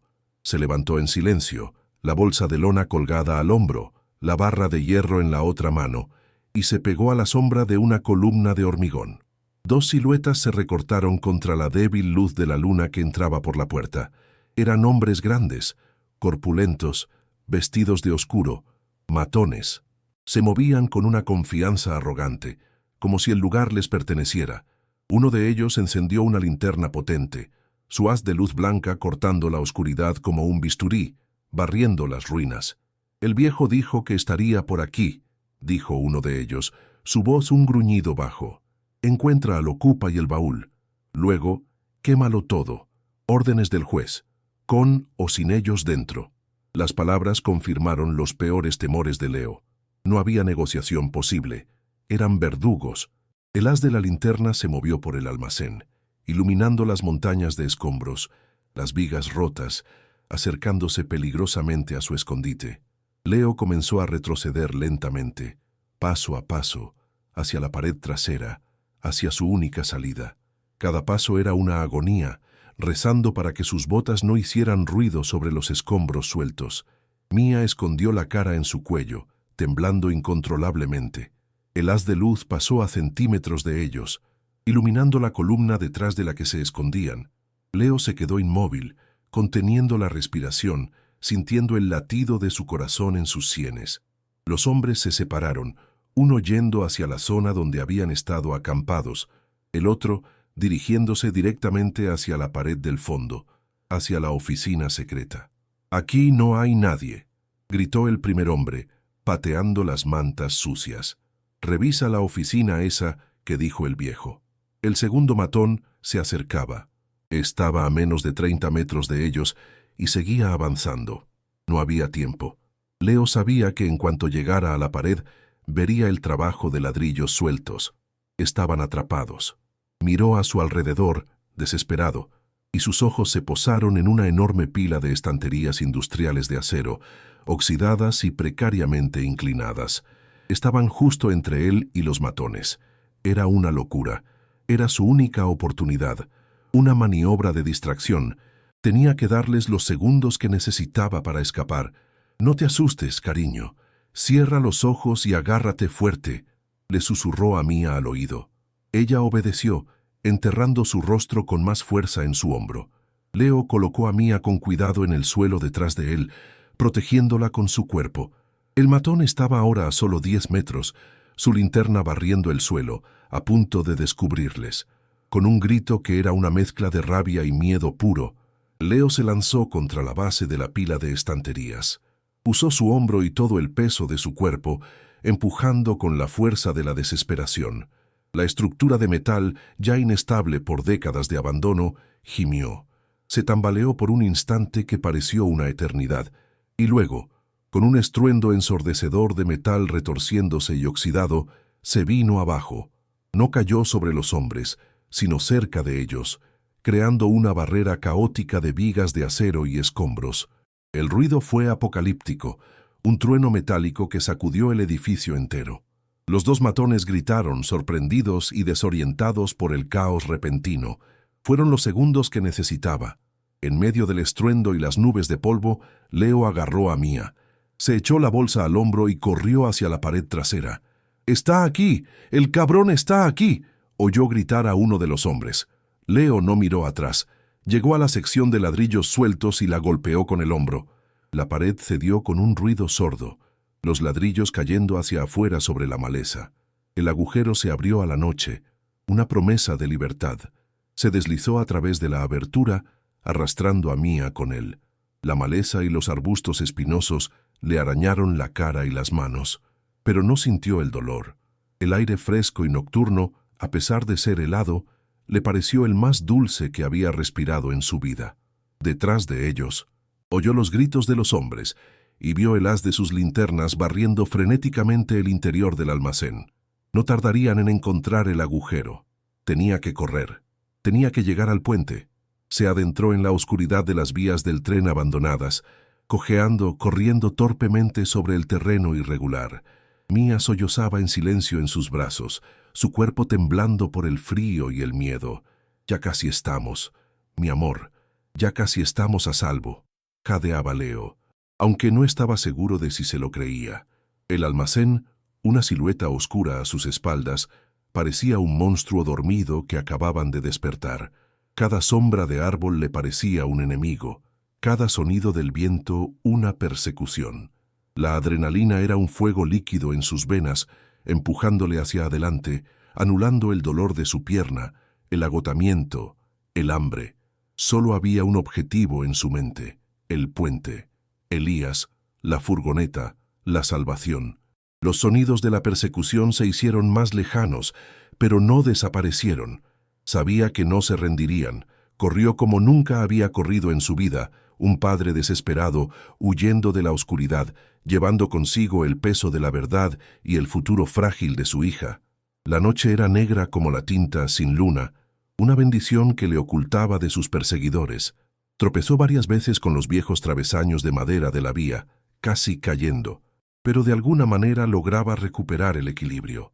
Podía oler la tierra húmeda y las hojas en descomposición, el sonido de su propia respiración jadeante y el latido de su corazón en sus oídos era todo lo que oía.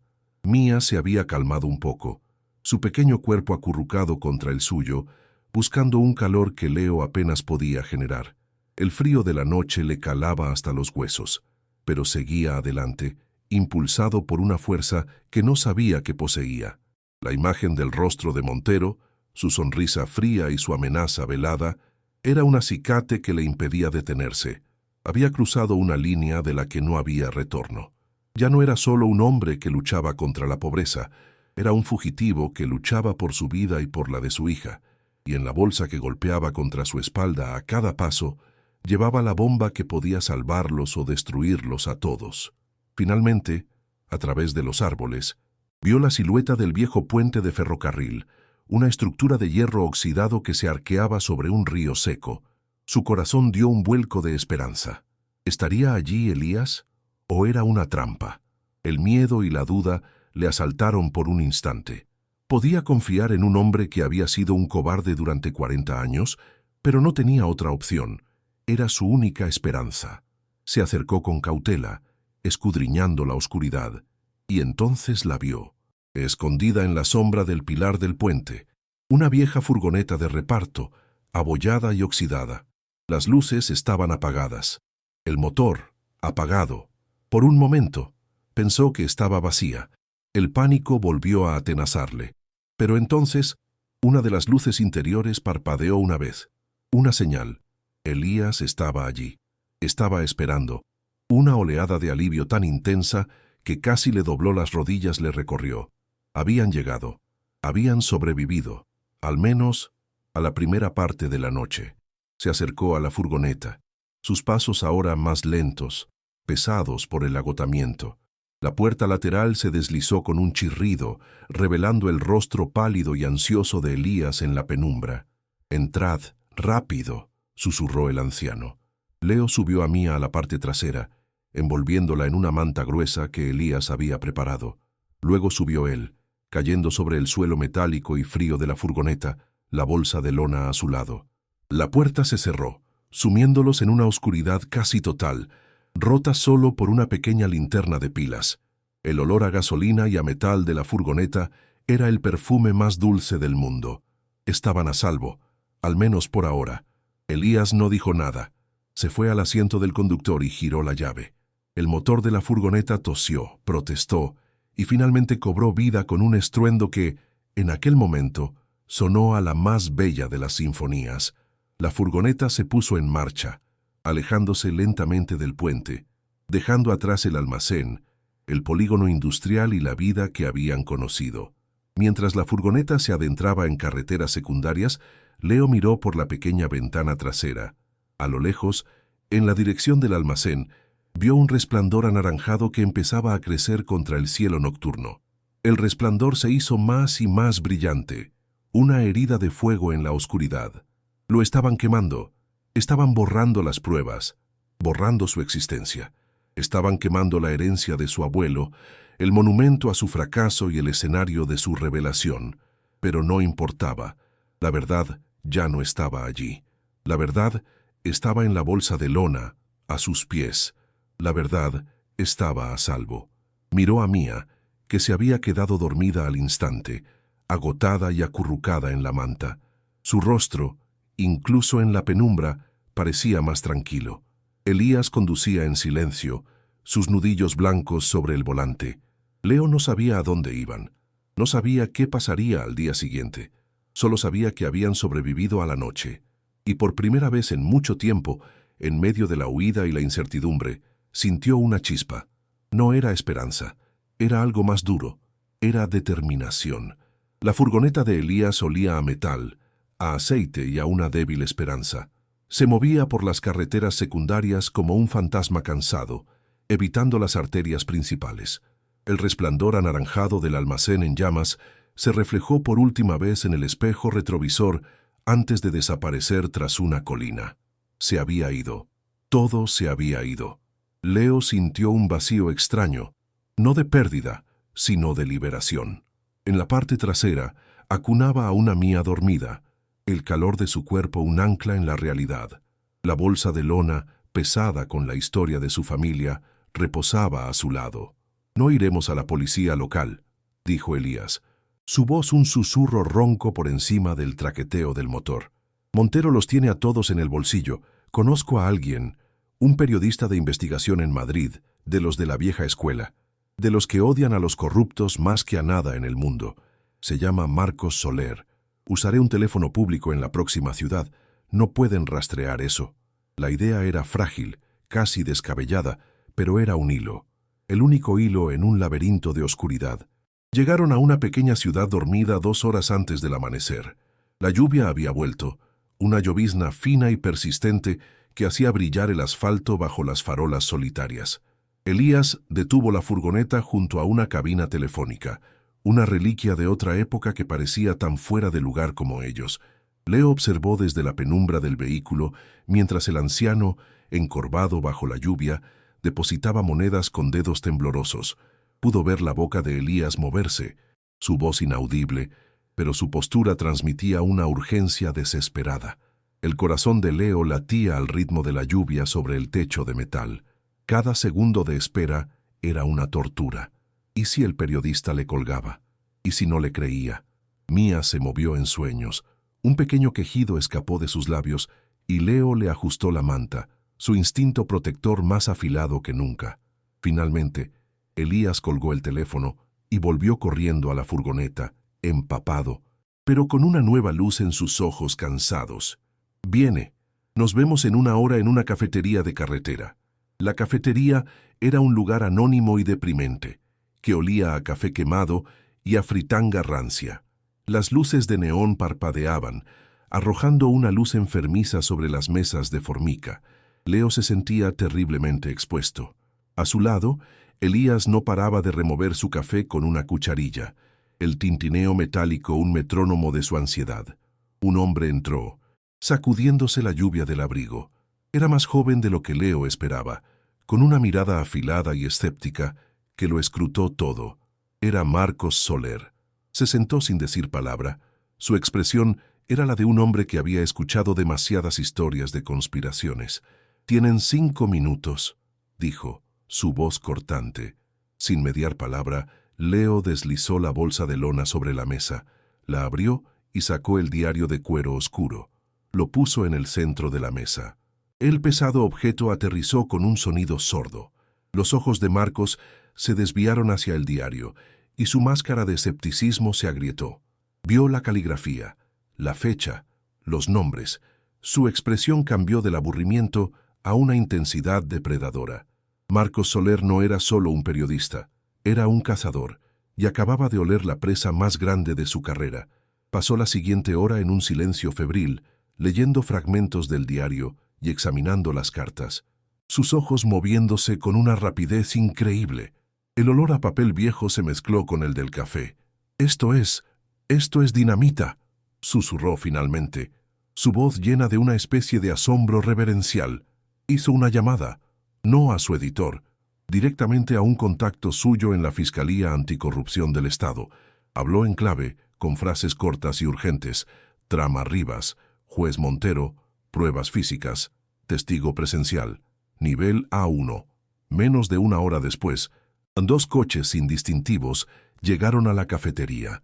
Hombres de rostro adusto y trajeados los escoltaron a Leo y a Elías a uno de los vehículos. Por primera vez en días, Leo sintió algo parecido a la seguridad. Fueron conducidos a un piso franco, un apartamento anónimo en un edificio anónimo. Le dieron a Mía un vaso de leche caliente y a él un plato de comida. El calor de la sopa en su estómago era una sensación casi olvidada. Los días siguientes fueron un torbellino surrealista. El piso franco se convirtió en el centro de una operación sigilosa. Expertos forenses con guantes blancos analizaban cada página del diario, cada firma en las escrituras, cada mancha en las cartas de Montero. Leo contó su historia una y otra vez, su voz ronca al principio, pero ganando fuerza con cada repetición. Describió el frío del almacén, la tos de Mía, la luz parpadeante, el rostro de Montero en el umbral. Pero el momento más poderoso fue la declaración jurada de Elías. Sentado en una mesa, con una grabadora y 2 fiscales frente a él, el anciano relojero finalmente rompió 40 años de silencio.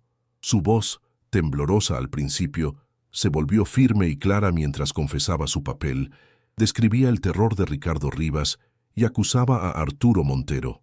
Las lágrimas rodaban por su rostro arrugado, pero no eran lágrimas de tristeza, sino de una dolorosa y largamente esperada catarsis. Estaba liberando los fantasmas que lo habían atormentado durante media vida. La detención fue televisada. Leo la vio desde el sofá del piso franco, con una Mía sana y curiosa a su lado, jugando con unos lápices de colores que le había traído una de las fiscales.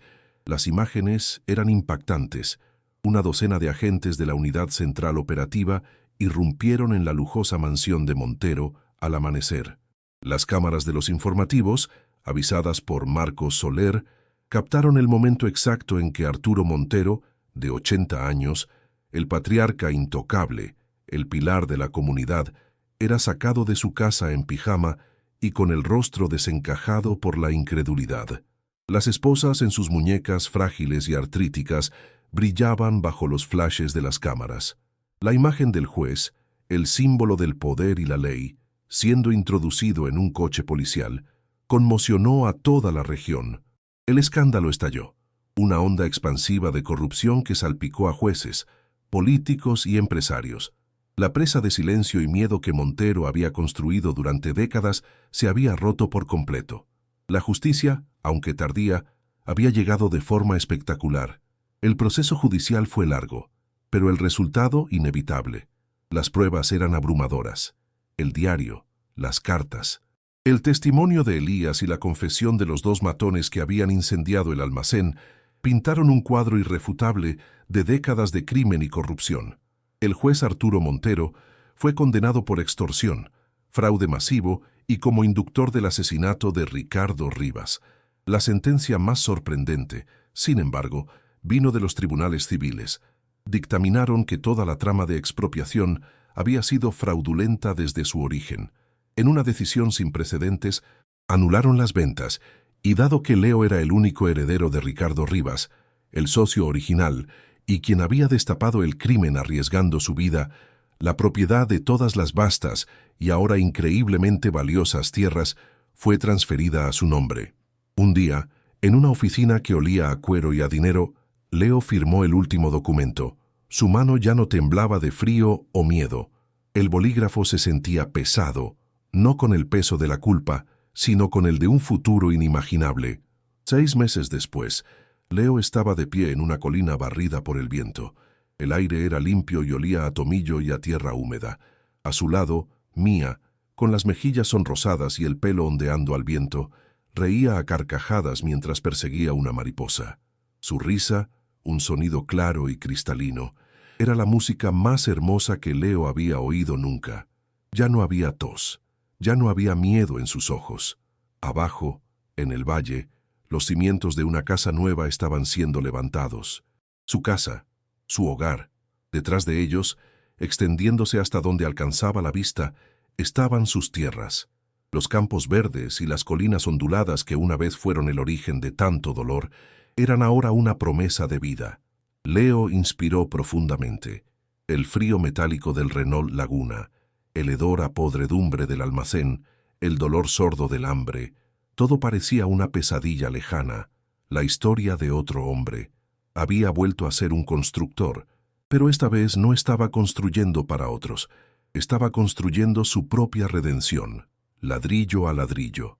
Pero la redención no era solo para él. En la cartera de Leo no había 47 euros, sino el borrador de un documento que valía mucho más que todo el dinero del mundo. Con la ayuda de un equipo de abogados y de Marcos Soler, había creado un fideicomiso. Un porcentaje sustancial de los beneficios generados por las tierras se destinaría a un único propósito: localizar a los descendientes de las familias que su abuelo y Montero habían despojado y compensarlos, no solo económicamente, sino devolviéndoles la dignidad que les habían robado. No podía borrar el pasado, pero podía ayudar a sanar sus heridas. No estaba repitiendo el ciclo de codicia de su abuelo, lo estaba rompiendo. Había transformado una herencia de culpa en un legado de justicia.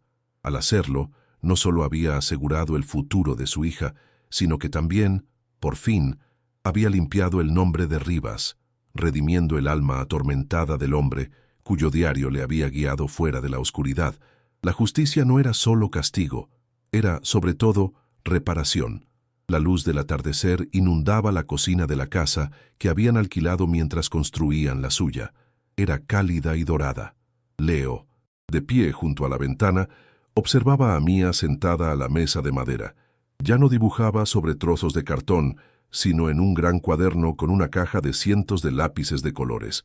Estaba dibujando una casa, su casa, en lo alto de una colina, bajo un sol amarillo y sonriente. No había sombras en su dibujo, ni en su vida. Leo sintió una paz tan profunda y abrumadora que casi le hizo llorar. Había bajado a los infiernos, había caminado entre las ruinas de la desesperación y había vuelto. No solo había sobrevivido, sino que había encontrado un propósito. La historia de Leo nos demuestra que incluso en la oscuridad más profunda, una sola chispa de valor puede incendiar el mundo y traer la justicia. ¿Te atreverías a seguir luchando cuando todo parece perdido? Si historias de superación y redención como esta te inspiran, suscríbete al canal para no perderte la próxima.